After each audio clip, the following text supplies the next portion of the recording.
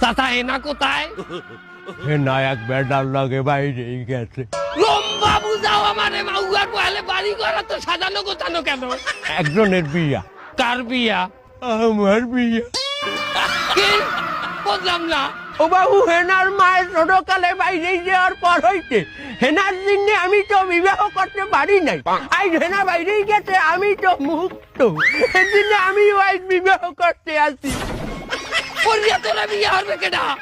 হেনা যে পোলার লাগে বাইরেই গেছে, আর মায়ের আমি আবার ভাগাই আনছি। মানে উঠবি চড়লে লাগ, তুই আমার মাইয়া ভাগাই লই যাবি, তোর মায়ের আমি বিয়ে হলমু।